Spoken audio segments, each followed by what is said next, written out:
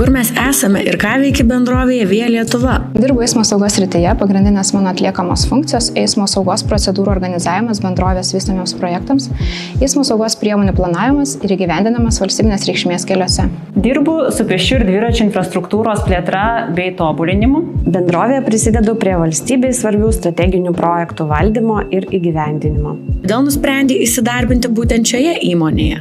Čia dirbdama galiu prisidėti prie visos šalies istorijos kūrimo. Šiuo metu bendrovė vykdo didžiausius ir svarbiausius projektus per visą nepriklausomybės laikotarpį. Kodėl nusprendei pasirinkti inžinierės profesiją?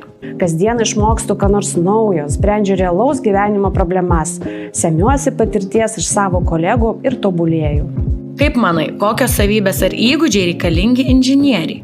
Pirmiausia, smalsumas, kūrybiškumas, išradingumas, taip pat atsakingumas, iniciatyvumas, gebėjimas analizuoti ir apibendrinti turimą informaciją. Kas paskatino tave specializuotis būtent kelių transporto sektoriuje?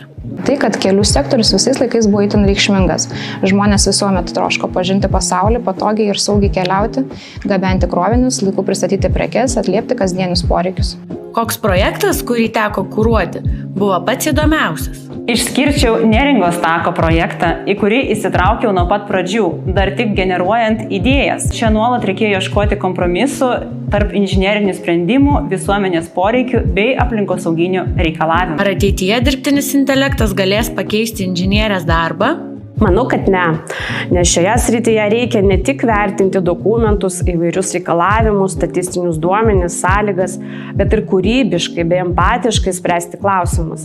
Tai tinkamai padaryti gali tik gyvas žmogus, o dirbtinis intelektas tik padėti. 3 žodžiai, kuriais apibūdintum savo darbą. Iššūkiai, sprendimai ir be abejo rezultatai. Ką renkiesi? Darbą biure ar darbą nuotoliniu būdu? Biure, nes turiu galimybę akis į akį bendrauti su kolegomis, man patinka gyvas ryšys. Kokios karjeros galimybės atsiveria baigus inžinerinės krypties studijas? Inžineriją išmanančių specialistų reikia įvairiose srityse – mechanikos, transporto, verslo, architektūros, medicinos ir kitose.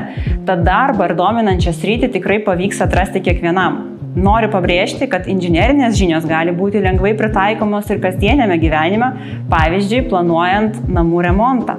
Kaip tavo nuomonė, susisiekimo sektorius keisis per ateinančius 10 metų? Dar daugiau dėmesio bus skiriama darnaus judumo plėtrai, aplinkos apsaugai, inovacijoms, eismo saugai bei krašto saugai. Darbo rinkai reikės dar daugiau inžineriją išmanančių specialistų. Ar tiesa, kad inžinerija yra tik vyriškas sritis?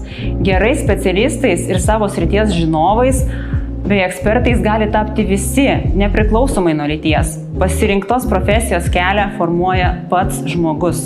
Rekomenduoju pasitikėti savo jėgomis ir drąsiai matuotis inžinerijos profesijas. Sričių tikrai daug ir yra iš ko rinktis bei atrasti priimtiniausią. Kur ir kaip galima daugiau sužinoti apie karjerą ir jos galimybes susisiekimo sektoriuje? Mokyklose ir universitetuose vykstančiose karjeros bei atvirų durų dienose, studijų mugėse, taip pat apžvelgti įmonių besispecializuojančių inžinerijos srityje internetinės svetainės karjeros skiltį.